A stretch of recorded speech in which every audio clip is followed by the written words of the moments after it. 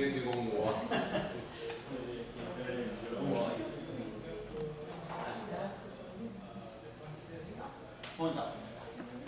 Bom, então, na aula passada, a gente estava terminando a discussão da eletrodinâmica com fundo anisotrópico, né? Vou retomar aqui as equações da eletrodinâmica, então, eletrodinâmica com anisotropia, né?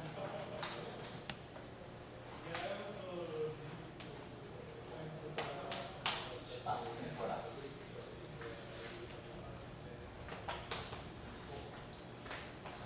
Então, é o que, por exemplo, né, na literatura corrente, se chama, às vezes, né, eletrodinâmica com relação da simetria de Lorentz.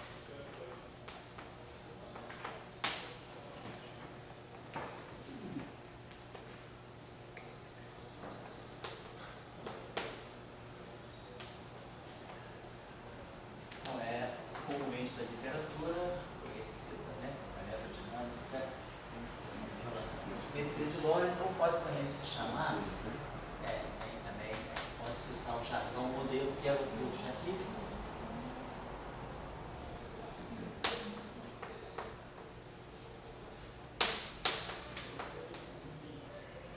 Essa eletrodinâmica também que foi elaborada por eles. O primeiro modelo dessa eletrodinâmica veio de um trabalho desde a década do início de 90, acho que 1990, né?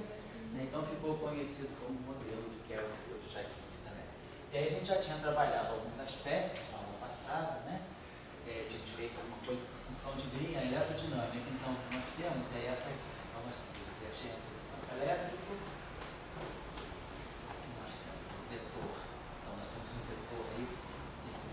Então, nós temos dois elementos, quer dizer, o chamado, o fundo, né? O chamado background, ou fundo, né? É descrito por um escalar, eu não sei se eu chamei de essa, não sei como é que eu chamei da outra vez, foi de Ki, parece. E o vetor V. Então, nós temos um fundo. Nós temos um escalar, que não são campos, né? São fundos fixos, né? E aqui a gente ia calcular também o transporte de energia e momento, visto a influência da anisotropia sobre o transporte de energia e momento. Eu já feito isso. Então, aqui para efeito de hoje, para ter uma conversa que a gente pode trabalhar sem fonte, sem campo externo, sem fontes externas, sem cargas e sem corrente, né?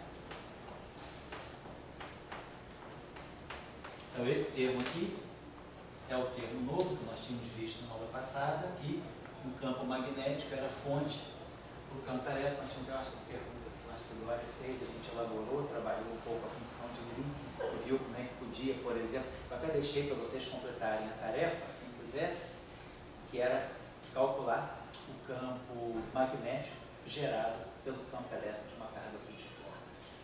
E aí que nós tínhamos a divergência de V igual a zero, aqui no Hens, né? E aqui o rotacional. E aqui tem aquele escalar magnético. Aparece aqui o termo vetorial campo elétrico.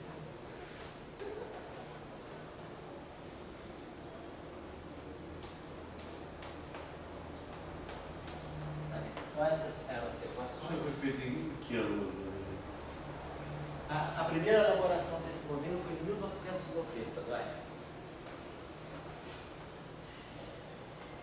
Está no Physical Review. E? 1990. E aí a gente já tinha explicado que possivelmente, né, a origem desses campos de fundo, desse fundo escalar e desse fundo vetorial possa ser alguma física mais fundamental. Nós tínhamos discutido da outra vez, poderia ser alguma coisa ligada a uma torção primordial no universo, poderia ser ligada até a própria gravitação quântica, poderia ser ligada, tem várias origens para esse fundo aí, supersimetria, e na matéria condensada, um modelo como esse aqui é admissível, imaginando que a fonte, né, dessa anisotropia, desse fundo anisotrópico, pode ser, por exemplo, algum tipo de defeito. no próprio cristal. Então, essas eram as equações, nós tínhamos trabalhado. Oi, pois não? Eu faltei a última aula, tem duas perguntas sobre essa matéria de equações. Primeiro, está no vácuo, certo? Agora sim, não estou nem corrente nem forte. Tudo bem. E o psi está fazendo papel de quê ali? Porque na discussão da aula 5 eu lembro da existência desse vetor para a anisotropia. Isso. Mas esse aqui é o escalar. Esse escalar é o modelo mais completo, na verdade, é aquele que ele contém esse escalar. Porque, na verdade, o modelo ele tem uma origem relativística. Então, se você tem um vetor, né, por invariância relativística, se você tem um vetor no setor espacial, você deve ter um escalar do ponto de vista do SO3. Claro, esse aqui é um quadrivetor no espaço de Minkowski. Tudo bem, é porque esse vetor, esse V você está colocando tridimensional. Isso, é o tridimensional. Esse V é o V-vetor mesmo, é o setor tridimensional de um quadrivetor. É como se você tivesse um quadrivetor de fundo VI, cuja componente V0 nós estamos identificando com esse I, e aí a componente espacial é esse V aqui, certo? Porque, na verdade, né, como esses modelos têm uma origem relativística, eles são formulados dentro de um cenário relativístico, e depois a própria dinâmica do sistema pode cristalizar esses vetores e criar uma anisotropia que a gente interpreta como uma violação da simetria de Lorentz. Mas aí já vem, a genética do modelo já traz esse escalar, certo? Muitas vezes, em muitas situações, esse escalar não é bem-vindo. Aqui eu estou colocando ele, mas em algumas situações, por exemplo, se a gente quiser fazer uma interpretação, aplicar esse modelo em física de partículas e campos, a presença desse escalar, ela pode ser perigosa, porque ela pode induzir na tua dinâmica do teu sistema alguns modos não físicos, tipo táquio, ou tipo aquilo que nós chamamos de partícula fantasma. São partículas que aparecem com uma função de onda cujo quadrado é negativo, cujo módulo ao quadrado é negativo. Isso aí tem uma interpretação de violar a interpretação probabilística da mecânica quântica, o que nós chamamos de partículas fantasmas. São os ghosts, né? Quem já fez Young News um pouco, já ouviu falar dos ghosts do Faddeev-Popov, que no fundo são objetos dessa natureza. Você pode, às vezes, numa teoria de campo, isso é um problema, é um cuidado que você tem que ter. Numa teoria de campo, pode acontecer de você, pelo teu modelo, gerar no teu sistema algum tipo de partícula que tem uma função de onda psi, cujo quadrado, módulo ao quadrado, é negativo. E é isso, opa, tudo bem, Rubem? É isso aqui que nós interpretamos como uma partícula de fantasma. E isso aqui que a gente tem que dar um jeito de desacoplar do espectro. Se esse objeto aparece, a gente tem que ter um princípio que mostre que ele não interfere na física do sistema, ou a gente pode controlar os parâmetros da teoria para que esse objeto desapareça do sistema. Certo? Então isso aí é um cuidado que a gente tem que ter. No caso, quando você disse que esse modelo pode ser útil em matéria condensada, isso é resolvido nesses sistemas ou isso simplesmente... Não é resolvido. No caso especial da matéria condensada, aquele escalar já é zero. O que não tem. Você só tem anisotropia aí. É resolvido, isso é bem conhecido já. Tem bastante trabalho na literatura sobre a aplicação desse modelo, inclusive em conexão com estudo de vórtices, em supercondutividade, etc. Muita coisa. A gente tem que dizer que a eletromagnetismo teria uma direção preferencial no espaço? Assim. O eletromagnetismo você estaria estudando o eletromagnetismo num espaço onde existe alguma direção privilegiada por algum tipo de física mais fundamental. Da onde sai essa direção privilegiada? No chat de uma autoestrada, para onde vão os campos. Isso, exatamente. Essa estrada pode ser definida por alguma física mais fundamental. Pode ser, em alguns modelos, uma situação que se adapta bem, né? Isso aí seria um fundo gravitacional onde você tivesse um campo de torção que se cristalizou. Então, na gravitação você tem métrica e torção. A métrica, ela pode flutuar e você gerar as flutuações da métrica, que são, por exemplo, as ondas gravitacionais, são os graus. A torção, ela é um grau de liberdade muito mais sutil dentro da gravitação. A torção pode ou não flutuar, sob a forma de dinâmica. Em muitos modelos de gravitação, na teoria de gravitação de Einstein, você não tem torção.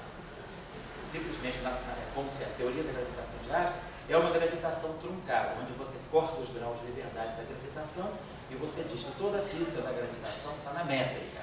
Mas agora, na formulação chamada de Einstein-Hilbert, ou na formulação de primeira ordem, se você tem férmions, os férmions se acoplam com a torção. Se tem férmio, férmio gera torção. E isso, o modelo padrão tem férmio. Nós temos quarks, elétrons e neutrinos na natureza. Então você tem que ter, esses caras se acoplam com a torção do espaço interno. Só que a torção, para ela se propagar, a propagação da torção é de uma ordem muito inferior à propagação do setor de grávidas. Então, muitas vezes você trabalha no setor de gravitação sem ligar para a torção. A torção é como se fosse um fundo fixo ao qual os férmions se acoplam. Então, seria o caso aí. Esse objeto poderia estar ligado, esse vetor poderia ter origem em uma torção que é cristalizada, que não tem dinâmica como a métrica tem dinâmica. Então, na gravitação, o que a gente chama de grau de liberdade da torção é um tensor. Na gravitação, a torção é um tensor que tem essas características. Ele é um tensor de 3 índices, mas ele tem antissimetria em 2 índices. Então, é um tensor que é antissimétrico nesses 2 índices, esse índice aqui é deixado livre. Um tensor antissimétrico em 2 índices no espaço de Minkowski, o espaço de Minkowski tem uma varredura de 4 índices. Então, aqui nós temos uma antissimetria. Então, a gente vai ter 6 componentes aqui, vezes 4 aqui. Então, a nossa torção, ela tem 24 componentes, é um tensor com 24 componentes.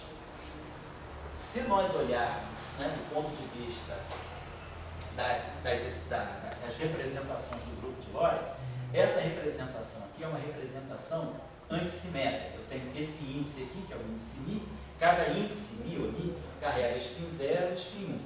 Então, esse índice aqui carrega spin 0 e 1. E o índice aqui é o índice μ. E o índice μ também carrega spin 0 e carrega spin 1. Então, basicamente, estou fazendo um produto tensorial dessas representações de spin. 0 com 0 nós sabemos que dá 0. 0 com 1 nós sabemos que dá 1. 1 com 0 nós sabemos que dá 1. E 1 com 1 dá 0, 1 e 2. Então, 4 vezes 4, 16. Mas aqui é só antissimétrico, só tem 6. Das 16 eu tenho que pegar 6. Então, vamos ver. Esse cara, o spin 0 tem uma dimensão, o spin 1 tem 3 dimensões, o outro spin tem 3 dimensões, esse spin 0 tem uma dimensão, o spin 2 tem 5 dimensões, o spin 1 tem 6 dimensões, e o spin 2 tem 5 dimensões, né? Tem 5 componentes. Então, 4, 7, 8, 11, 16. Então, as 16 componentes estão aqui. Só que esse objeto aqui é antissimétrico. Então, um objeto antissimétrico não tem traço. Então, esse objeto está fora. Um objeto antissimétrico, ele só pode ter um tensor antissimétrico de rank 2, algo do tipo T-mini. Se ele é antissimétrico, ele só pode ter uma componente temporal e uma espacial, ou 2 espaciais, somente. Uma componente temporal e uma espacial, isso aqui é equivalente a um vetor, que tem um índice sobrando. 2 componentes espaciais antissimétricas são equivalentes a um outro vetor. Então, na verdade, eu tenho 2 vetores, cada vetor carrega o spin 1. Então, aqui eu tenho 1 e aqui eu tenho 1. Esse outro 1 aqui é o que vem da parte simétrica. Quando eu pegar essa matriz aqui simétrica, ela tem 10 componentes. Ela vai ficar 3 e 5, 8 e 1, 9 e 1, 10. Então, esse e esse estão na parte simétrica. Esses 2 estão na parte antissimétrica. Então, já está claro que esse tensor aqui, esses 2 índices aqui, eles vão carregar um spin 1 e 2 spins 1. Agora, esses 2 spins 1 vão estar ainda compostos com esse spin 0 mais 1. Cada índice do espaço do Minkowski carrega spin 0. Então, 1 com 0 dá 1, 1 com 0 dá 1, e 1 com 1 dá 0, 1 e 2. Então, aqui nós temos, né? Então, aqui nós temos esses 2 aqui, vezes esses 4, né? Na verdade, nós temos antissimétrico, né? Então, seriam 64, mas aqui, como é antissimétrico, aqui só tem 6, tá certo? Então, aqui nós temos esse 1, né? É o 1 com 0 dá 1, 1 com 0 dá 1, 1 com 1, fazer de outra ordem. 1 com 0 dá 1, spin 1 com spin 1 dá 0 e 2. Spin 1 com spin 0 dá 1, spin 1 com spin 1 dá 0 e 2. Então, no final do dia, esse tensor deve estar carregando. Ele é uma torre com 2 spin 0. 1, 2, 3, 4 spins 1. E 2 spins 2. só colocando isso para quem quiser ir a fundo na discussão. Então, 2 spin 0 tem dois componentes. Cada spin 1 tem 3 componentes, então aqui faz 12. E cada spin 2 tem 5 componentes. 2, 1, 0, menos 1, menos 2, 10. Então ficam as 24 componentes aqui. Então, esse tensor de torção, ele tem 24 componentes. Na verdade, carrega 2 excitações com spin 0, 4 excitações com spin 1 e 2 excitações com spin 2. Lembrando que na gravitação usual de Einstein, nós temos a métrica. E a métrica é a parte simétrica. Nós já vimos, a parte simétrica são 10 componentes. São 2 spin 0, 1 spin 1 e 1 spin 2. 5 e 3, 8 e 2, 10. Então, nós podemos ter spin 0 vindo da métrica, spin 1 vindo da métrica, spin 2 vindo da métrica. Então, na verdade, uma gravitação com torção, ela pode, além do grávido, trazer outras excitações de spin 2. Isso se a torção tem dinâmica. Se a torção não tem dinâmica, esses objetos aqui não têm propagação. Então, não tem nenhum sentido de pensar em uma descrição de partículas aqui.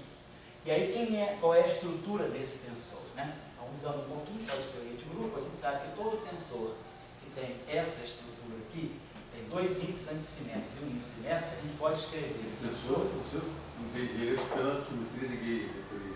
Oi? O que revela ele é a simetria de Gauge. Isso, é a simetria de Gauge. Então, por exemplo, se tivesse só o princípio de equivalência, você só ficaria no Gemini. Isso, se você tiver só, Einstein te deixa só no Gemini. Foi o princípio de Gauge que... Isso. Agora, se você pensa, não, gravitação não é só transformação geral de coordenadas. Gravitação, na verdade, é a simetria de Lorentz fica local. Aí você introduz você enriquece muito a descrição da gravitação. A descrição de Einstein é uma descrição muito restrita, mas já deu, quer dizer, ela já deu excelentes resultados. Ela deu redshift gravitacional, ela deu desvio, deu a precessão do periélio de Mercúrio, deu a previsão de ondas gravitacionais que foram detectadas. Então, a gravitação de Einstein ela já é muito boa. E ela não inclui a torção. Agora, porque ela é uma descrição mais macroscópica, mas se você quiser uma descrição mais microscópica, onde você vai interferir com partículas fundamentais, né, aí você precisa dar grau de liberdade para a torção, porque a torção se acopla com os férmions que você tem, modelo padrão. A vida é feita de férmions, né? Você não tem como deixar a torção de lado. Bom, então, eu estou querendo chamar a atenção. Não me ficou claro como é que acopla a torção com o ferro. Não ficou claro porque eu não expliquei. Você não sabe ou não ficou claro? Não sei. Não sabe, é diferente, você sabe. Então, Se não tivesse claro, se eu tivesse explicado, poderia não ter ficado claro, realmente. Eu vou explicar de novo, mas eu vou explicar para quem não sabe também, pode deixar. Fala. tem uma frase que se usa sobre a simetria, a defesa da simetria de Gauge. Diz a simetria de Gauge é uma coisa que você encontra o rabo e o rabo te leva a cabeça. Isso. Você diria que o Einstein encontrou o rabo. Isso. Foi o Gemini. Eu diria que o Einstein encontrou uma peça da gravitação fundamental, porque antes de você descobrir o gato, você tem que ver se pelo menos o rabinho está de fora, né? Então Einstein descobriu que o rabinho do gato estava de fora. E aí ele falou, bom, você tem um rabinho, deve ter um gato. E aí vamos procurar o gato depois. Então o gato foi achado depois, mas eu acho que o papel dele foi justamente compreender que a visão de gravitação já estava ligada à métrica do espaço-tempo. Só que, claro, ele não estava. Naquela época também a gente tem que se colocar sempre em sincronia, a gente não pode fazer uma análise diacrônica porque a gente está sendo injusto. Né? O que ele tinha na época só tinha o elétron.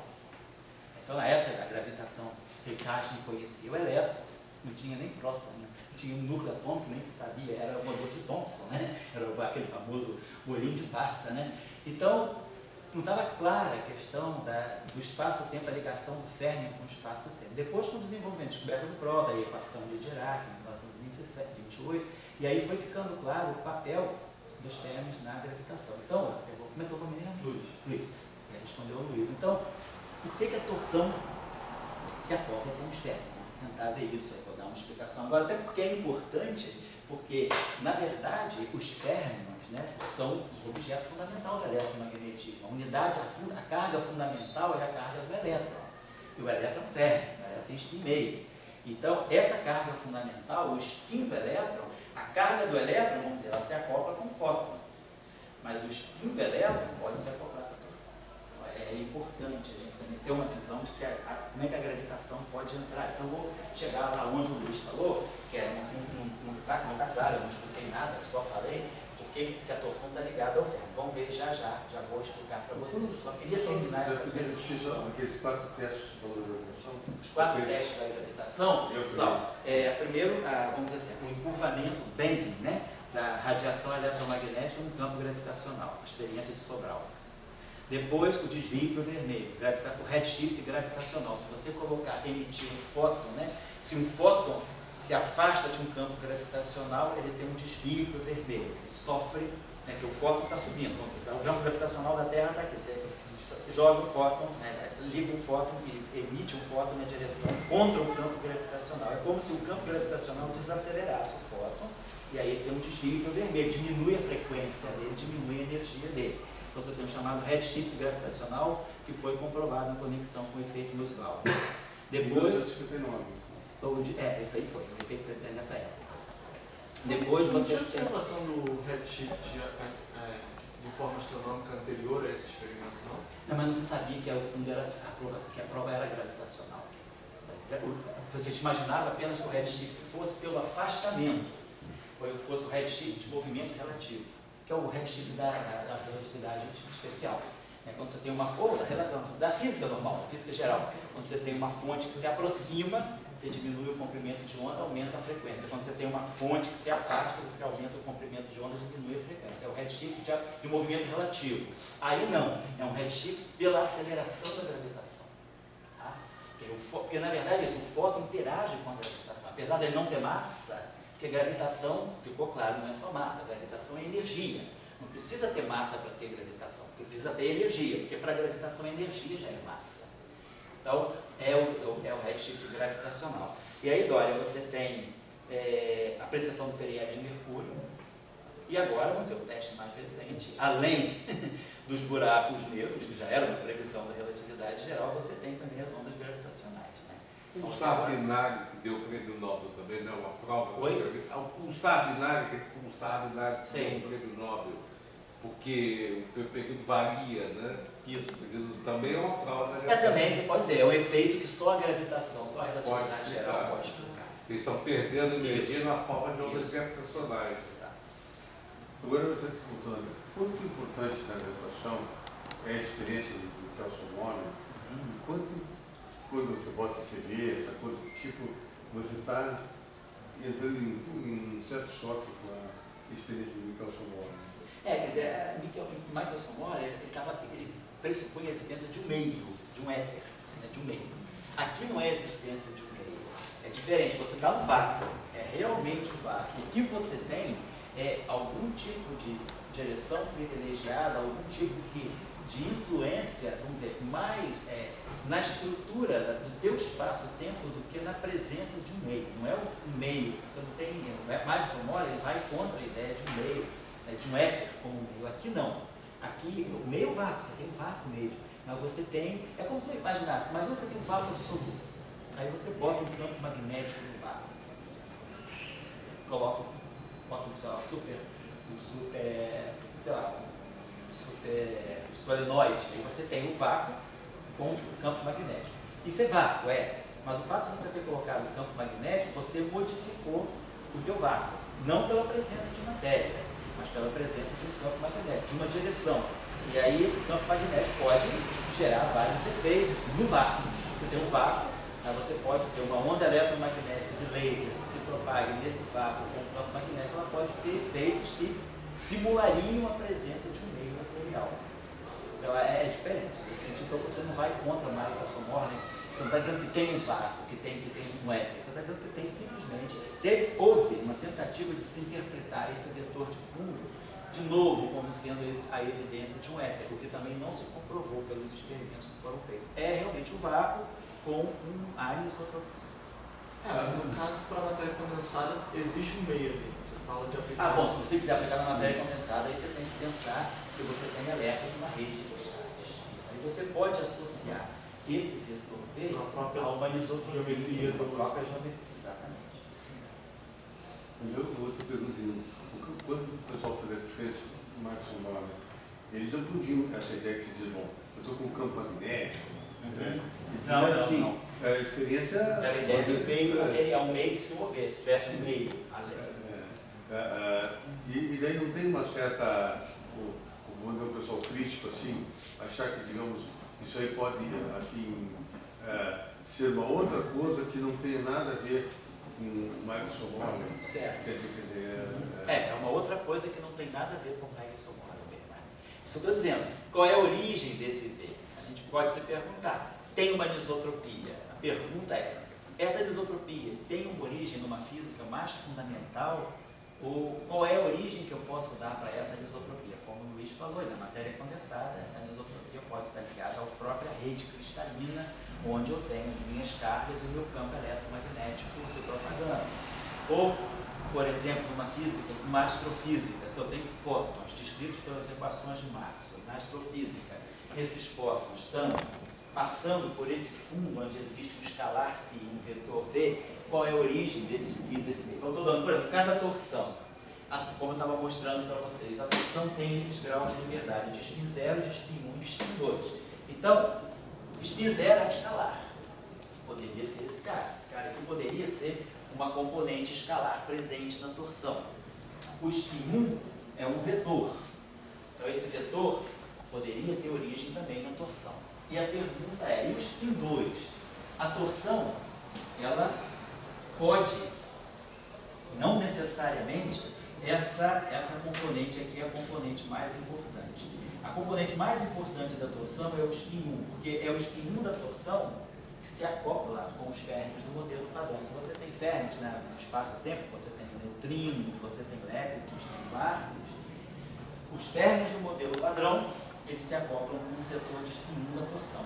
Então, pode ser, é muito razoável que o setor de spin 2 da torção seja zero, ele não se excite. O espaço-tempo, você não tem física para excitar o setor de spin 2 da torção. A torção tem potencialmente um spin 2, mas que física vai excitar o spin 2 da torção? O que a gente sabe hoje, o que é mais provável que o spin 2 da torção seja excitado só por efeitos quânticos mesmo da gravitação. Então, por exemplo, uma física mais fraca, uma física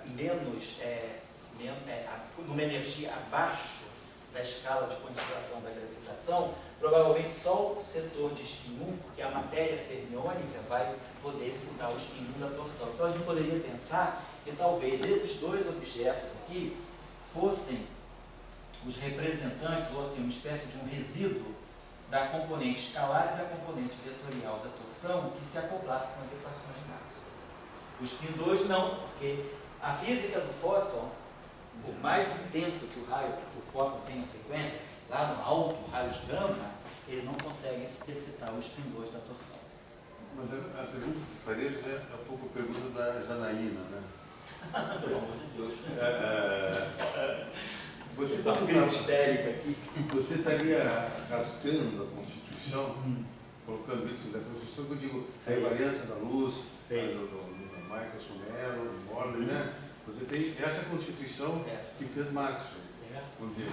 E quando você coloca esses termos, vamos dizer, aí você estaria rasgando a Constituição do eletromagnetismo? Eu acho que não. Bom, vamos pensar o seguinte, depende... Não, tá certo, não, tem que não. Não está bem colocado.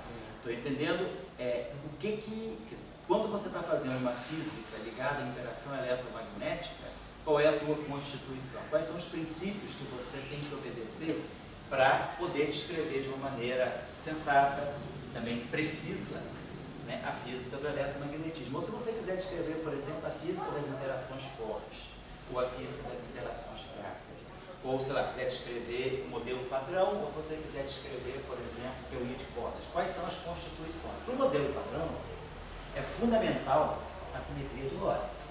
Não tem nenhuma física dentro do modelo. O modelo padrão não tem condição dinâmica de quebrar a simetria de Lorentz. Não há dinâmica dentro do modelo padrão que consiga fazer uma violação da simetria de Lorentz. Ele é construído com base na simetria de Lorentz. E você não tem, o modelo em si, ele não desenvolve dinâmica suficiente para quebrar uma simetria que o ajudou a constituir. Porque é diferente no caso da simetria SO2-1. Na caso da teoria eletrofraca, Como você constrói a teoria eletrofrágil? Usando a simetria SU2 e a simetria U. Então você tem um grupo de simetria que te constitui a teoria eletrofrágil. Só que a teoria tem dinâmica o suficiente para quebrar essa própria simetria. Então a simetria constrói a teoria, mas depois da teoria, ela por si só, ela ganha dinâmica que faz com que a simetria seja quebrada. Ou seja, usando a tua linguagem, você tem uma constituição, você cria um estado. Depois o estado cria mecanismos de romper, de rasgar a constituição, sabe o que você está falando, né? Estou entendendo a tua linguagem assim. Então, o próprio estado, ele cria novos mecanismos. Você vira uma abertura. Você faz uma abertura. É mais natural. A quebra é espontânea. Então, no eletromagnetismo, mas não é o eletromagnetismo que conseguiu ter dinâmica suficiente, os fótons não conseguiram, através, mesmo fótons muito energéticos, não conseguiram desenvolver uma dinâmica que quebrasse a simetria de Lorentz. A simetria de Lorentz foi quebrada porque o eletromagnetismo ele se comunica com outras forças, né? O eletromagnetismo, os quartos têm carga, todo mundo que tem carga tem interação eletromagnética. Então, de acordo com, devido a outras interações, a simetria de Lorentz pode ter sido quebrada e aí ela chega no eletromagnetismo. Mas não é o eletromagnetismo que está rasgando a constituição. Para o eletromagnetismo, a simetria de Lorentz é fundamental. Mas aí você pode ter alguma física que vai mais além, quebra a simetria de Lorentz, e aí essa física, essa simetria de Lorentz, aparece também um resíduo dessa violação nas próprias equações de Max. É isso que está em jogo. Fala, Matheus, depois você fala. Por favor, Matheus. Essa quebra de simetria eletrofrágil que o senhor falou tem a ver com o fato de que na teoria eletrofrágil tudo não é simétrico, diferente da QCD, que tudo é simétrico. Tem alguma coisa a ver com isso? O que é tudo para você? Muita coisa, né? Pois é, então está muito genérico, é melhor você ser mais específico. A grande maioria das coisas. Mas o que é a grande maioria? Que das coisas? O que é a grande maioria das coisas para você? O que são essas coisas? Uma qualidade. O vácuo, a energia. Pois é, vamos ser mais precisos. Então, por exemplo, na QCD.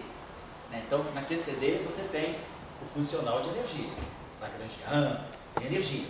Depois, o que é importante numa teoria de campo? Como eletromagnetismo, você tem o Lagrangiano de Maxwell. Vamos fazer o paralelo para a gente saber essas coisas. Então, você tem o Lagrangiano de Maxwell. Como o Google já colocou aqui, a gente já falou em outras ocasiões, que pode ser escrito no espaço de Minkowski, dessa forma aqui, né? Ou que pode ser escrito no espaço, na visão euclidiana, como sendo campo elétrico ao quadrado menos C2P2. Então, a gente tem alguma coisa desse tipo, certo? Então, isso aqui é o eletromagnetismo para nós. Então, depois, nós temos, desse eletromagnetismo, nós tiramos as equações de Maxwell. A gente tira aqui o conjunto de equações de Maxwell. As equações de Maxwell, elas levam a certas configurações de campo. Que são, na verdade, são as soluções, são soluções clássicas, né?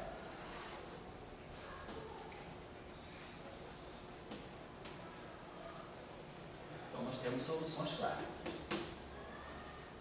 Depois, nós temos a função de energia. Nós temos a energia do sistema, vamos colocar assim, hamiltoniano, né, que descreve a energia do sistema.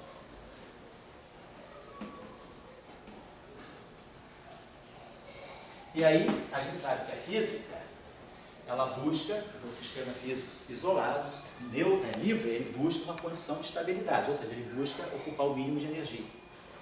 Você vai além, então você tem as soluções clássicas, que são genéricas, você vai procurar aquelas soluções clássicas que minimizem a energia do teu sistema.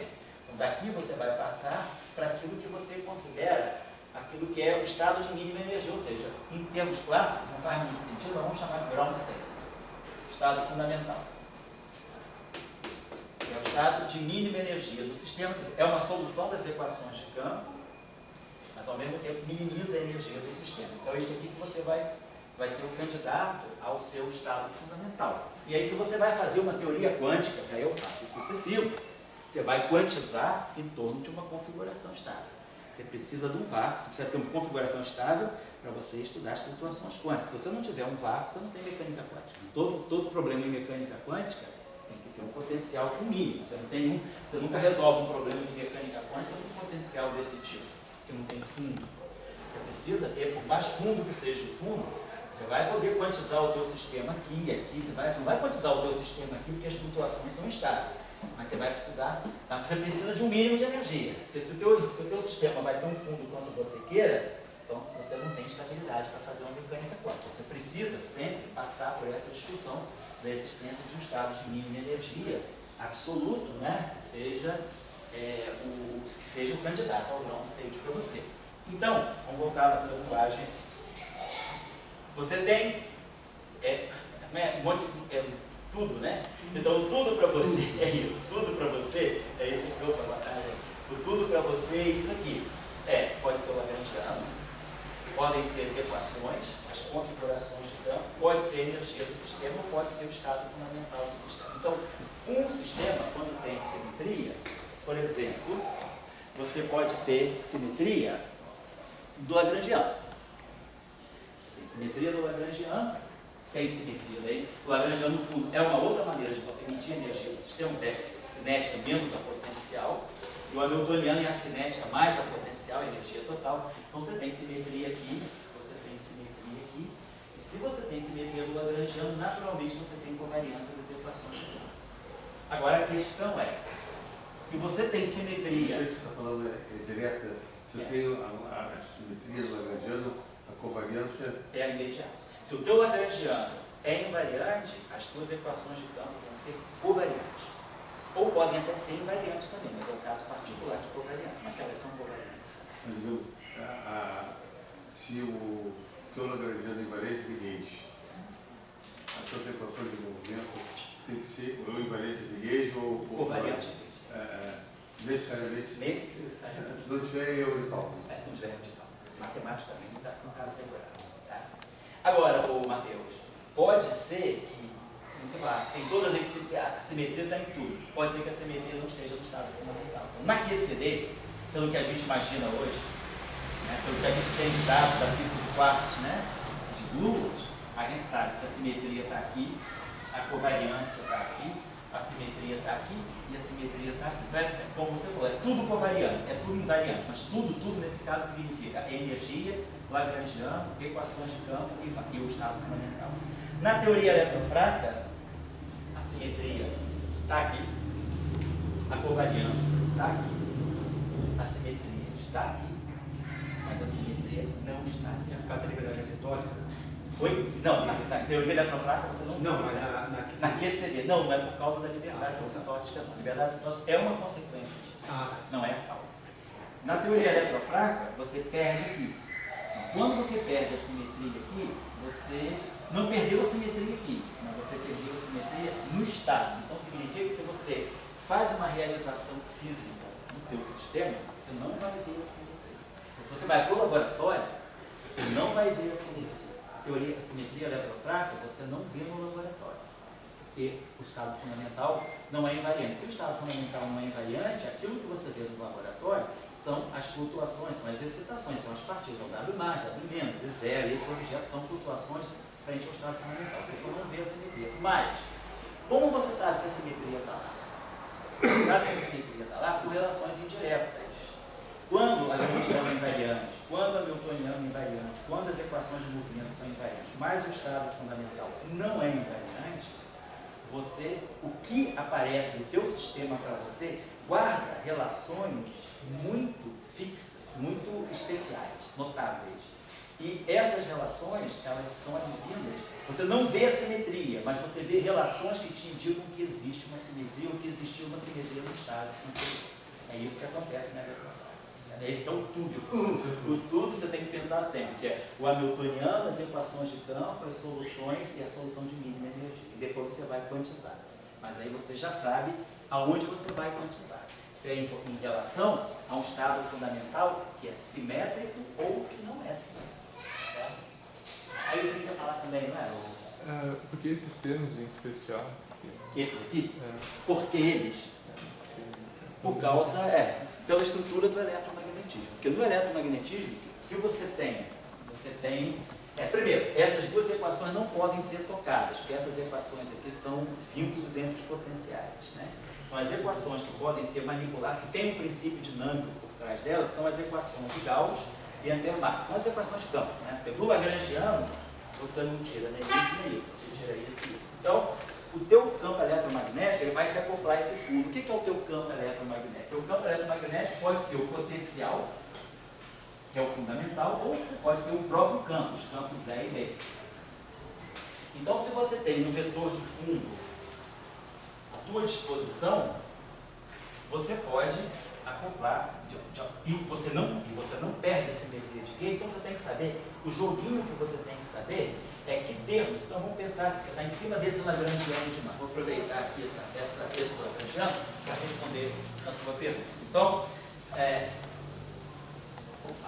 tua pergunta aqui, tua colocação, né? Quem quiser perceber, o que você está colocando não é trivial, é importante, né? Uma pergunta boa. Você imagina que você tem um quadro vetor à tua disposição. Esse quadro vetor, como nós falamos, ele contém um escalar, que pode estar vindo da torção, e um próprio vetor, que também pode estar vindo da torção. E a questão é, como eu posso acoplar o meu sistema eletromagnético a esse vetor de fundo? Lembrando que o meu sistema eletromagnético é, na verdade, o potencial, o quadro vetor potencial, ou eu posso raciocinar no eletromagnetismo em termos dos potenciais ou em termos dos campos. Quem faz mecânica, classicamente, a gente tem essa visão mais viciada de trabalhar com os campos, né? E quando a gente vai para a mecânica quântica, né? Quando você já começa, o seu sistema começa a ficar microscópico, você já abandona a descrição dos campos e você vai para a descrição dos potenciais. Efeito Aharonov-Bohm, efeito Aharonov-Caixa, tudo isso te indica que as grandezas fundamentais são os potenciais, não os campos. Mas, do ponto de vista da física clássica, a gente sempre trabalha com a força ligada ao campo elétrico ao campo magnético. Então, a gente pode ter essa visão ou essa visão. Então, a pergunta é, como eu posso acoplar esse objeto com esses objetos, respeitando, de uma forma que seja, eu produzo um lagrangiano que seja realmente um escalar, o meu lagrangiano tem que ser uma grandeza escalar, e eu não viole a simetria de gauge, que está ligada à conservação da carga, que é a equação de continuidade para a carga elétrica. Eu não quero perder essas duas grandezas. Aí eu pergunto, qual é a maneira mais geral que eu tenho de acoplar o meu sistema com isso aqui? Então você pode fazer as duas tentativas, né? O termo que surge, que não é imediato, mas que surge logo, você poderia ter alguma coisa desse tipo. O tensor de Lev-Tivita, ele acopla esse vetor com o potencial com o campo. Esse vetor que você está falando aí representa o quê? Esse vetor, por exemplo, qual é a origem mais fundamental desse vetor? Como eu falei, poderia ser a torção do espaço-tempo. Tá. Representa a torção do espaço. Poderia, se você tiver, ou como o colega colocou, na matéria condensada, ele poderia responder por algum tipo de defeito, algum tipo de anisotropia que é a própria amostra do teu sistema, do teu meio. Isso caracteriza o teu meio, tá certo? Bom. Bem. Olha, eu quero perguntar, a Constituição é mantida quando você colocou isso aí? Constituição é mantida como Ele fala que o remanente da luz permanece igual, ou você não tem deputado de uma maneira... Não, aí a questão é, que nós vamos trabalhar hoje, era uma das coisas da agenda de hoje, trabalhar a relação de dispersão. Trabalhar a relação de dispersão, porque a invariância da luz está aí, tá, mas agora é quem é o fóton nesse meio? Qual é a relação entre frequência e momento, frequência e comprimento de onda? Mas a invariância da luz não mudou. Não mudou. Não, pelo contrário, você está usando ela para formar esse escalar aqui. Daí você está usando grandezas, né, que são, na verdade, referidas à invariância da luz. Tudo isso aqui é covariante. Não, então você está usando, eu digo, se eu quero fazer a experiência de Michael sonoro e daí tiver esse desvio lá na experiência, e ele teria o resultado? Ele pode fazer uma expectativa de uma experiência e ver se, por exemplo, primeiro de tudo, você está colocando um parâmetro. Você não tem uma ideia muito clara, e quando você está colocando a priori, você sabe que Por princípio, você sabe que pode vir esse vetor da torção. Você não sabe o valor dele. Então você tem que fazer uma experiência em que você consiga, de alguma forma, estimar, dar alguma estimativa para esse parâmetro aqui, para esse vetor V. Então, você se pergunta, se eu colocar esses objetos nas equações de Maxwell, por exemplo, e quiser estudar propagação da luz em várias situações, será que eu consigo, esses objetos aqui vão dar algum efeito na propagação da luz no vácuo? Por exemplo, se você estiver propagando a luz no vácuo, o que você espera? Que o vácuo seja homogêneo, isotrópico, e que você não tenha birrefringência. Se você agora no vácuo introduz esse vetor de fundo, você está introduzindo uma direção privilegiada. Será que agora você, fazendo experiência com a luz, você consegue observar um fenômeno tipo birrefringência? A birrefringência, você não espera que ela aconteça no vácuo. A birrefringência significa a luz polarizada numa direção tem uma velocidade, e a luz polarizada à direita ou à esquerda tem outra velocidade. E aí, se você faz uma experiência e você consegue, de alguma forma, ter alguma indicação, estimar esses parâmetros aqui, você agora pode falar, agora eu tenho uma estimativa sobre esses parâmetros. Eu agora vou fazer uma outra experiência usando esses parâmetros, eu vou fazer uma experiência agora de espectro atômico. Vou verificar, por exemplo, o quanto esses parâmetros, agora estimados por uma experiência que eu fiz de birrefringência, eles podem influenciar nas raias espectrais no átomo de hidrogênio, por exemplo. Como eu lembro que a experiência de Castelnau, tinha 2 braços. Sei. E havia uma certa rotação. A experiência de Maio sonora era para detectar o meio. Aqui nós não estamos detectando o meio. O meio é o vácuo. Então, o que nós temos é o vácuo alterado pela presença de uma direção privilegiada diferente. Acho que um pouco mais, não tinha essa questão desses 2 braços, daí que você via, havia uma certa assimetria, e daí que se tirava que a luz era invariante. Sei. Não sei se eu estou confuso. Não, você... mas você não está medindo uma anisotropia. É diferente. Aqui você está medindo uma anisotropia. Lá você está medindo a existência de um referencial preferencial. É um meio. Você está buscando a existência de um meio. Aqui não. Você não tem a discussão de 2 meios. Você tem o vácuo. E você tem uma direção privilegiada no vácuo. É essa que é o jogo. Isso aqui não tem, você não pode confrontar com o Michelson. Isso aqui não pode ser ou confirmado ou negado por Michelson. Não pode. É vácuo ou presença de campo gravitacional. Usa a simetria ad hoc. Ad hoc. Usa a simetria de campo. Oi, tá? É vácuo na presença de campo gravitacional ou vácuo puro sem campo? É vácuo na presença, de, por exemplo, de algum remanescente de um campo gravitacional primordial, por exemplo. Certo? Esse V pode ser alguém que chegou até nós descendente de um momento em que a gravitação era muito importante, era forte. Ele chegou até nós muito suprimido. No início do universo, os efeitos gravitacionais, os efeitos quânticos da gravitação eram muito fortes, mas depois o universo foi se resfriando, esses efeitos quânticos da gravitação foram cada vez mais sumindo. Mas a gente pode ter, as equações de Maxwell, elas podem ter recebido, pode ser que no nosso espaço-tempo tenha ficado um resíduo ainda muito pequeno dessa era superaquecida da gravitação quântica. Tá? Eu acho que, dada a constituição da invariância da luz, você está colocando polvo. Estou colocando? Polvo. O polvo, sei. Então, quer dizer, no caso do Maxwell, você tinha aquela coisa do campo elétrico, gera magnético, aquela coisa tipo. Aqui você já tem uma nova relação entre campo elétrico e magnético, sobre o ângulo de Maxwell. Né? Então você tem lá o campo magnético, está no divergente de R. Quer dizer, a relação campo elétrico-magnético, aqui que apresenta, é um pouco diferente da relação eletromagnética do pouco de Maxwell. Então a constituição é a mesma. Exato. Você está estendendo um pouquinho mais. Agora eu te pergunto só uma curiosidade. Em Maxwell, lá no livro Jackson, a gente sempre coloca divergente de E, rotacional de B depois, e depois aparece as homogêneas. Eu vejo que é uma nova notação que eles botaram, que botar primeiro o divergente de E, depois o rotacional. Não, você quer. Assim. Não, você bota as primeiras informações. Você tem 2 campos, aí você bota todas as informações de E. Você tem um campo vetorial. Pelo teorema de Helmholtz, você precisa saber o rotacional e a divergência dele. E a mesma coisa para o B, você precisa saber a divergência rotacional. Ficou mais ou menos assim na literatura. Pelo menos na nossa área é muito assim. Na literatura do eletromagnetismo, eu acho que o pessoal usa o contrário, né? Separa os homogêneos das homogêneos, né? Mas a gente usa mais assim. Bom, então, respondendo a você, eu sei que eu estou perupção sobre o nome, né? O nome, primeiro nome eu esqueci. É Giovanni. Giovanni. Giovanni. Giovanni. Giovanni, então, esse termo aqui, se você observar bem, ele... esqueci de colocar aqui.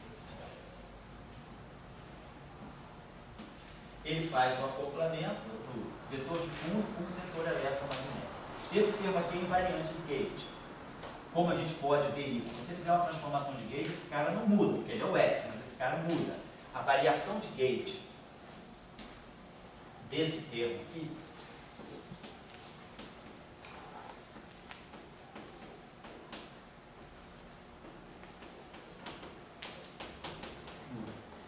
se vem exatamente desse termo aqui. A outra coisa que vai variar vai ser isso aqui. A variação de gauge desse termo ela é dada no meio do epsilon, mi, Vmi. Aí vai aparecer aqui o Dmi, parâmetro da transformação, do FK. Então isso vai aparecer na atuação. Você quebra a simetria de gauge, aparentemente por esse termo. Só que você está dentro de uma ação. O lagrangiano está dentro de uma ação. Nós já aprendemos aqui no curso que a gente pode sempre integrar por partes dentro da ação. Então esse termo aqui ele se desenvolve em dois. Vão ter duas contribuições que vêm daqui. Você vai ter o epsilon e capa lambda. Você pode jogar esse objeto aqui, você vai ter Dmi, Vmi. Aí você libera o alfa, tem o F capa lambda livre. E depois você vai poder ter esse termo. Você está fazendo integração por partes. Então esse termo aqui, em termos de lagrangiano, é igual a menos isso. É mais Vmi, alfa, Bi, F capa lambda. Esse termo aqui é ionicamente zero, por causa desse epsilon aqui. Isso aqui é exatamente a identidade de Young. O que está em jogo aqui é a validade dessas equações. Como isso aqui é válido, esse termo aqui é exatamente zero.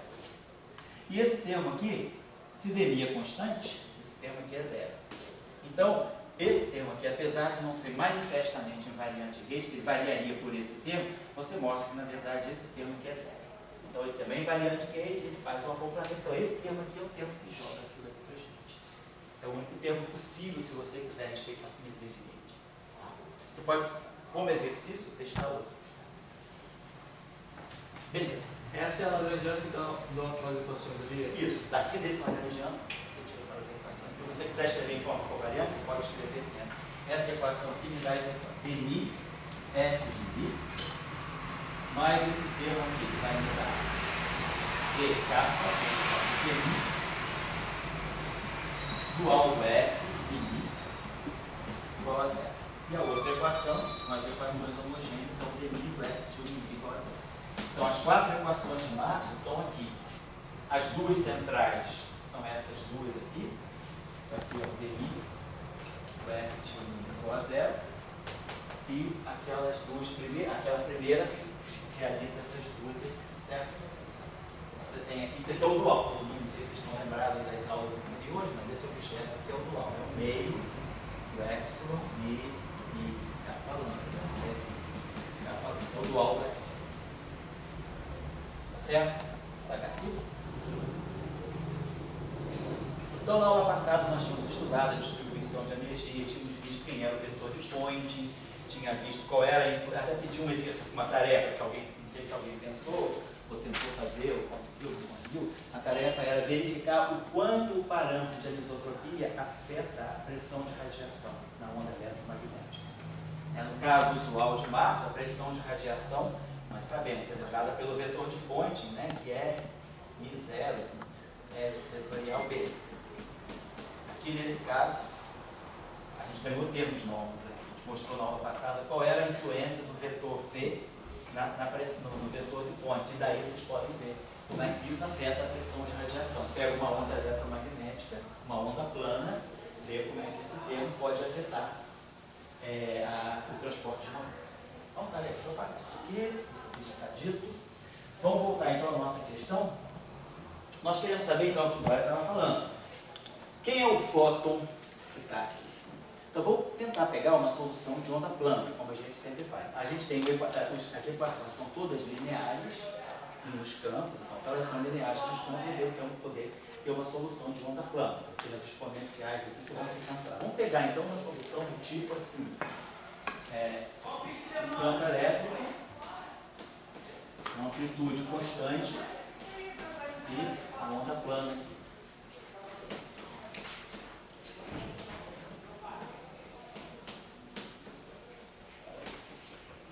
E o campo magnético também, uma amplitude constante. Como a gente faz para estudar, né, o transporte das ondas eletromagnéticas no vácuo. Se a gente não tem esse termo de anisotropia, a gente coloca isso aqui nas equações de Marx, a gente tira aquelas expressões bem sabidas, né? Capa escalar é 0 é 0, né? A gente tira aqui o vetor de propagação, o vetor de onda é ortogonal a é 0, tira aqui o vetor de onda é ortogonal ao campo magnético, tira a relação de dispersão ômega entre ômega e kappa, e tira aqui, né,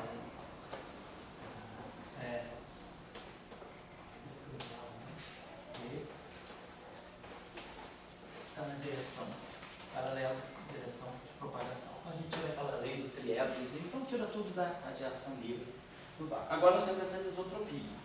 Então, essa anisotropia vai certamente mudar essa relação de dispersão.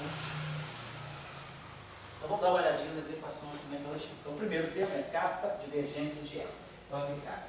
Vamos pensar o seguinte, cada derivada, cada divergência, né, atuando na onda plana, cada divergência produz um fator I kappa.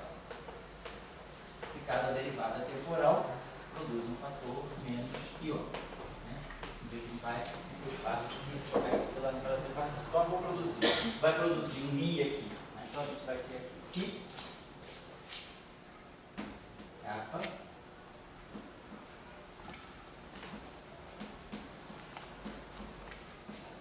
mais V escalar V0. Então, vocês já estão vendo que o campo elétrico já não é mais transverso. Ele tem uma componente na direção do movimento.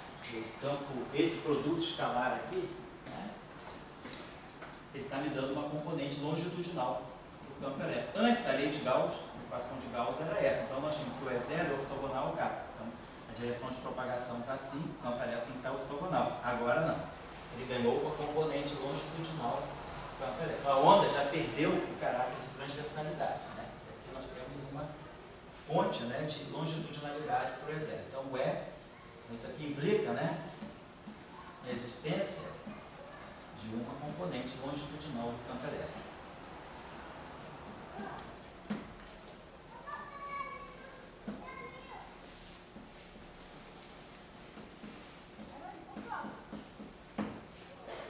Depois a outra equação lá, ela me dá kappa vetorial.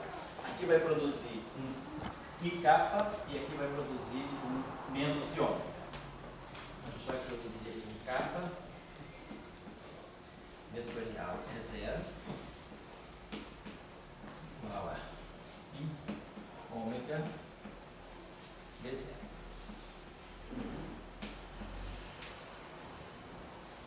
Então o B é ortogonal ao kappa e ao S, se mantém. Não posso dizer que esse ômega é o módulo de kappa. Isso aqui está, tem que ver se isso aqui vai continuar sendo completado. Se isso aqui é verdade ou não. Mas eu sei que então esse B ele vai juntar, ele vai acoplado com a direção privilegiada, essa componente aqui do D ao longo da direção V gera uma componente longitudinal do campo elétrico. Depois a outra equação me diz que kappa escalar V0 é 0, não sei se está claro, porque isso aqui, esse D0 é o produto escalar, a equação de Gauss é essa, que Gauss do magnetismo dá kappa escalar V0 é 0. E aí, o setor de Ampère-Marx vai dar rotacional de P, vai me produzir aqui então um I kappa vetorial V0 mais um Q V0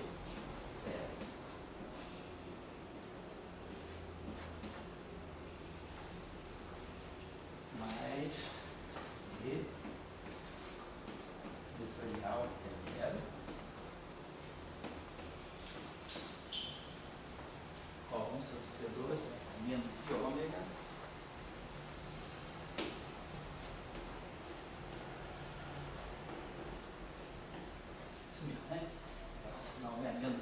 sobre C2. Tá certo. Então, a gente tem essas relações aqui. Vamos pensar aqui uma coisa que a gente possa fazer. Então, a gente pode, vamos querer isolar, quer dizer, essas equações aqui dependem de E0 e B0. Eu posso, por exemplo, tentar eliminar alguma coisa que eu posso expressar esse B0 aqui, que está aqui e que está aqui, em função de capa vetor E0. Então, eu ganho uma equação só para E0. Se eu substituir aqui, ó, esse B0 aqui e esse B0 aqui, por essa equação aqui.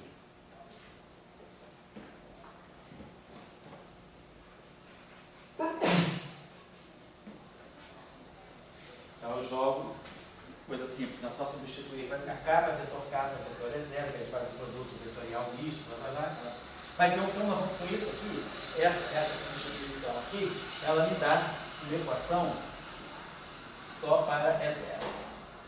Vamos escrever ela aqui, só para poder escrever uma expressão para você depois. Da onde nós vamos tirar então a relação de dispersão. Então a gente vai ter aqui I capa quem é? Então B0, vamos botar aqui, B0 é capa sobre ômega E0. Então você vai botar I capa vetorial B0. Então é capa vetorial E0 sobre ômega. Mas que B0. Então, capa vetorial E0 sobre ômega. Depois mais V. Vou multiplicar logo essa equação toda por ômega. Vou ficar mais ômega. V vetorial E0. E aqui vai ficar menos 1 sobre C. Isso aqui, né?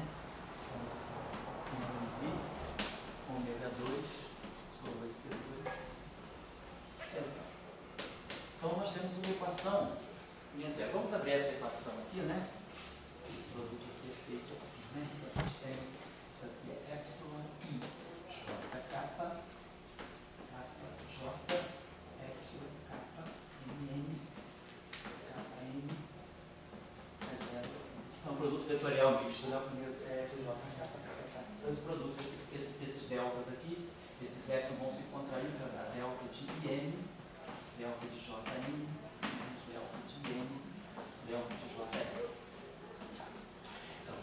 Então, fiz esses epsilons aqui. Então, esse primeiro termo aqui vai fazer o J ficar igual a N, vai ficar o I ficar igual a N. Nós produzimos capa 2, capa escalar, esse primeiro termo, né? E o segundo termo aqui, o N fica I, o N fica J. O N fica I, o N fica J. Vai ficar menos capa 2, isso mesmo?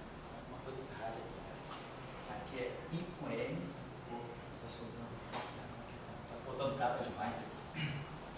Só isso é IN. Então esse capa fica capa I. E o JN, capa escalar é 0.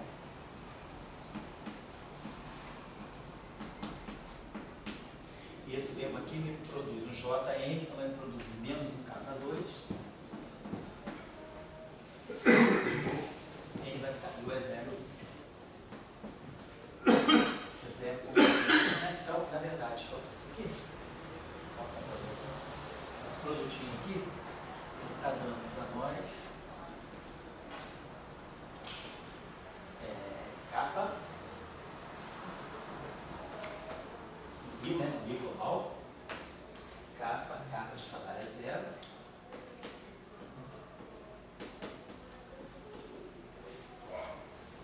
Menos I capa 2.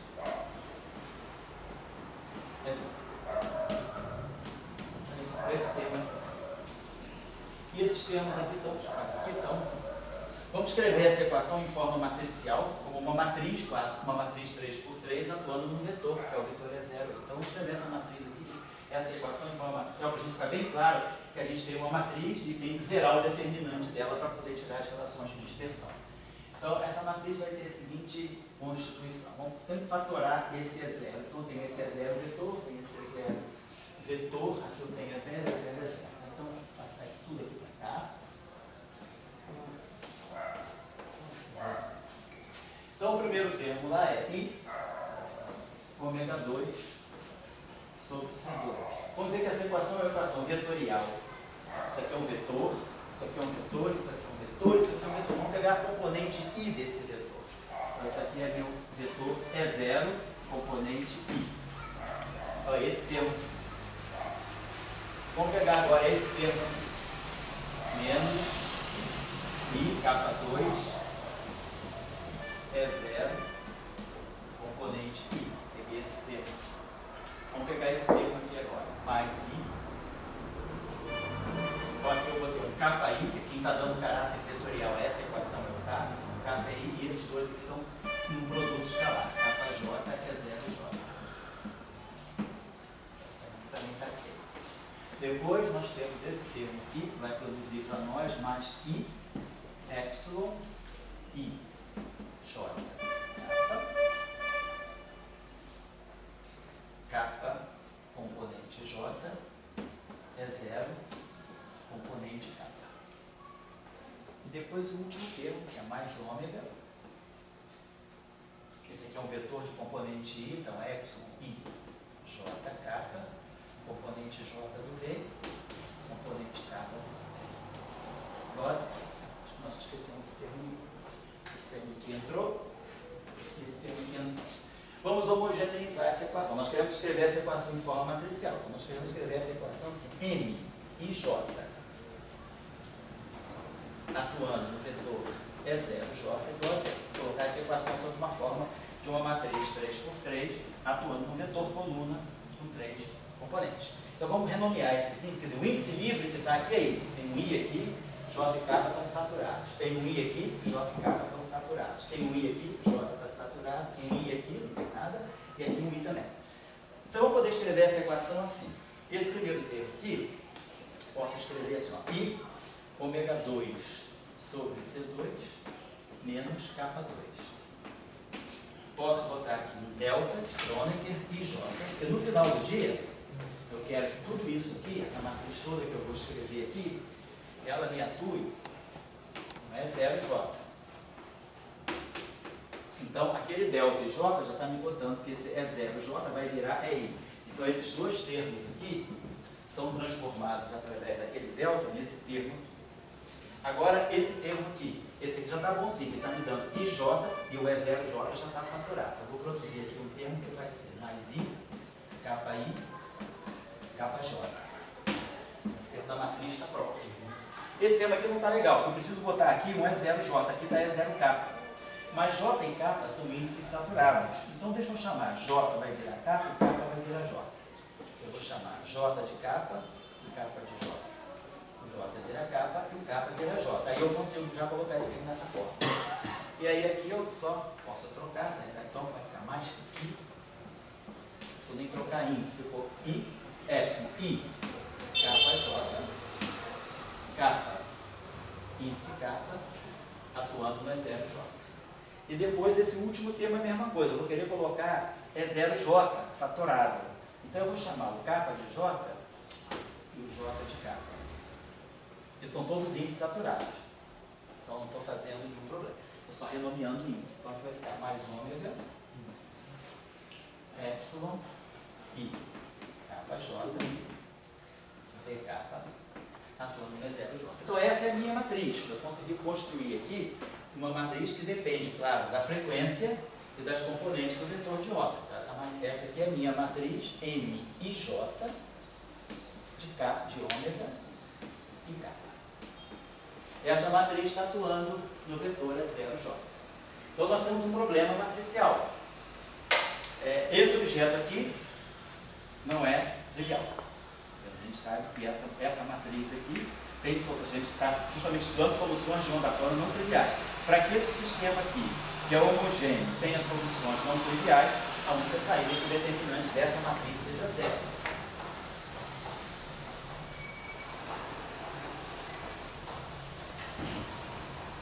Então a gente vai checar aqui, ficou que o determinante dessa matriz M e J seja zero. Certo? Aí pega alguém para fazer isso no meio. Então, rapidinho. Então essa matriz aqui, aí, já vai ser com você. Né? Então essa matriz aqui, deixa eu escrever ela aqui, aqui. Então vamos manter essa matriz aqui. 3 por 3, então essa matriz vai ser assim, deixa eu escrever ela aqui. Talvez ela fique bem grandinha, né? Vou botar bastante espaço. É uma matriz 3 por 3. Então vamos ver, o elemento 1, dessa matriz, ele vai poder ter 1, vai poder ter IJ igual a 1, IJ igual a 1. Aqui eu não posso ter, ó, IJ, se isso aqui for 1, isso aqui for 1, o delta o epsilon de negativity é 0. Se isso aqui for 1, isso aqui for 1, o negativity é 0. Então, a única contribuição para o elemento 1 vem daqui. Então, eu vou ter aqui I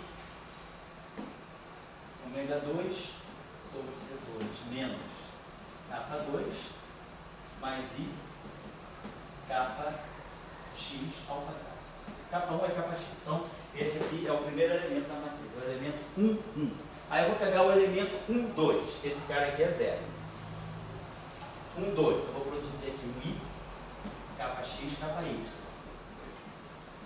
Agora, aqui eu posso pegar um 2. Eu vou produzir epsilon 1, kappa 2, kappa kappa.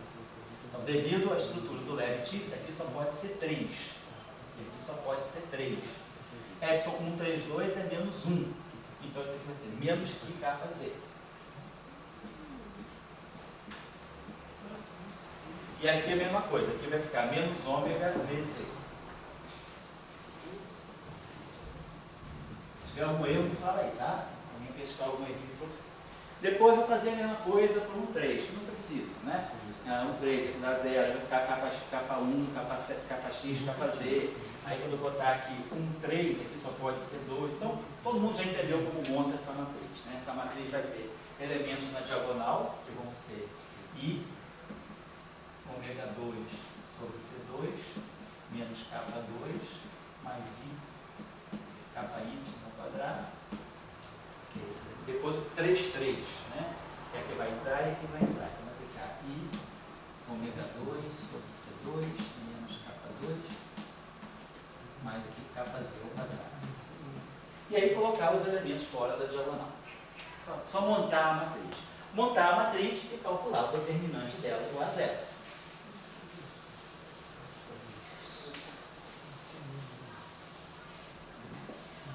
E aí, montando esse determinante igual a 0, como que o determinante dessa matriz que eu estou completando aqui, pedindo para vocês completarem. Tarefa, desculpa a tarefa imbecil, não pode passar tarefa imbecil não, mas essa, quem quiser, só para curiosidade, fazer uma vez na vida, ver como é que funciona. Ele não está acostumado com cálculo assim, sensorial, né? E já tiveram isso. Então, o determinante dessa matriz aqui tem que ser 0. Então, nós vamos tirar a seguinte relação, aí trabalhando isso tudo, vamos tirar a seguinte relação de dispersão. Ômega 2 sobre C2 menos kappa 2 ao quadrado. Mais I ao quadrado menos D ao quadrado. E multiplica ômega 2 sobre C2 menos kappa 2.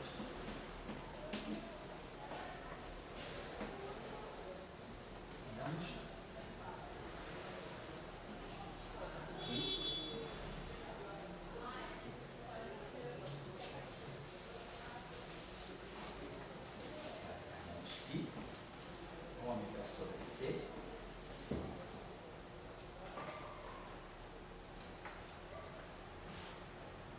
menos kappa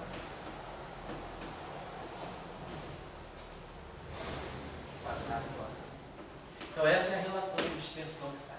Se o Q e o V forem 0, esse termo é 0, esse termo é 0, e aqui obviamente a gente recompõe o eletromagnetismo. Isso aqui é igual ao quadrado disso é igual a 0, então ômega 2 é igual a kappa 2, C2, ômega é igual a kappa C. Então, se não tiver esse vetor, esse fundo que faz a anisotropia, a gente recompõe, fecha assim, só ver se a gente reobtém Maxwell. Mas agora, a gente tem uma relação de dispersão bastante rica, porque agora é uma relação de dispersão quártica na frequência. Vamos abrir essa relação de dispersão um instantinho só. Então isso aqui vai produzir um termo em ômega 4. Né? Vai produzir ômega 4, quer dizer, ômega 2 sobre C2 ao quadrado K. Ômega 4 sobre C4. Depois nós vamos produzir um termo aqui que tem ômega 2. Aqui nós vamos produzir um termo que tem ômega 2 e aqui nós vamos produzir um termo que tem ômega 2. Então vamos ver todos os coeficientes do ômega 2. Aqui, quando eu fizer esse quadrado aqui, eu vou ter um termo misto que vai ter K2, 2K2 sobre C2, ômega 2. Vamos escrever mais. Esse termo aqui é menos 2, K2 sobre C2. Né? Produzir o termo misto.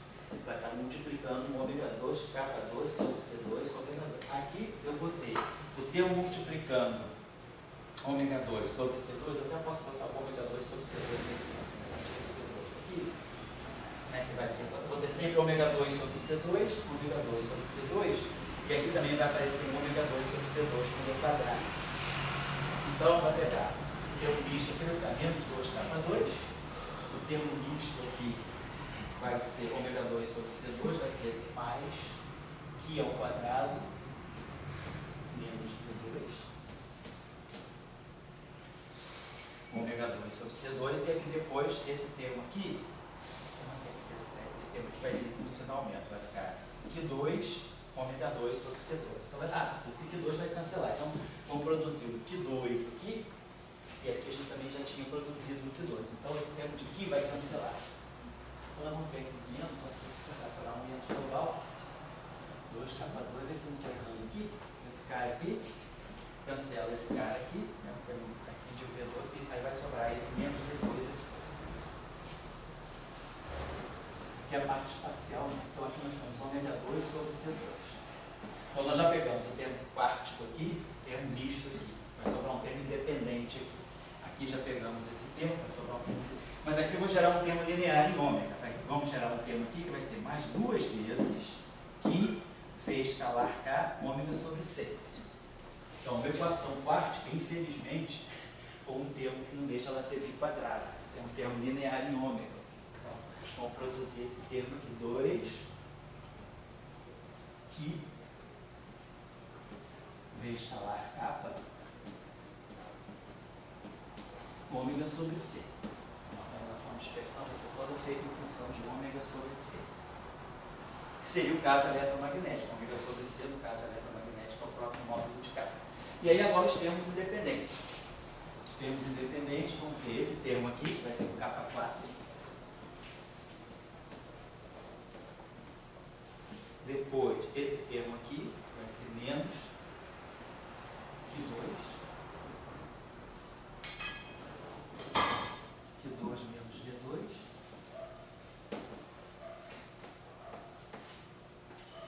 Que multiplica K2.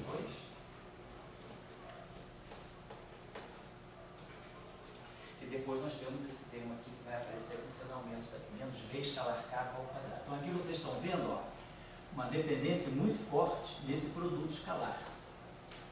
Vai ficar V escalar K ao quadrado. Tudo aqui igual a zero. Aqui nós temos uma interessante, quer dizer, uma relação entre a direção de propagação da onda, a onda eletromagnética está se propagando aqui, e o vetor V, ou seja, um vetor fixo que está aqui. Então a gente vai ter sempre, né, essa dependência aqui desse ângulo que vai influenciar a velocidade da onda. Porque a onda, a ômega, a relação de dispersão começa a depender do ângulo. Então tem uma equação que não é fácil de resolver, porque se fosse uma equação, se o Q fosse zero, se o Q igual a zero, então é uma possibilidade, suponho que a minha isotropia esteja só no setor puramente espacial. Se o Q é igual a zero, quer dizer, então a isotropia puramente espacial, já vou dar um intervalo, tá?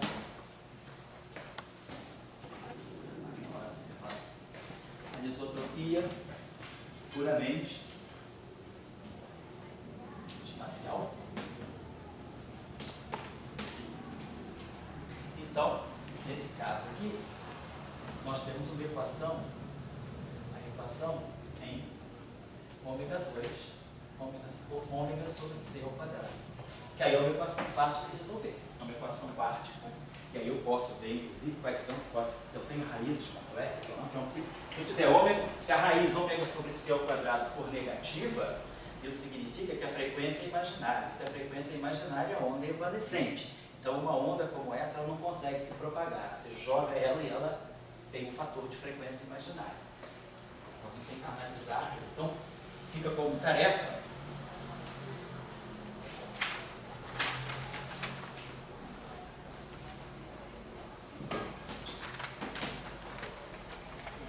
analisar, no caso, π igual a zero. Você disse que o psi igual a zero tira o ômega 4? Não, porque o π igual a zero mata esse aqui, ó. Isso. Mas você fica com o ômega 4, com o ômega 2 e com o termo independente. Ah, quando você está fazendo... Você fica com uma equação contrária. A equação é, vamos ver,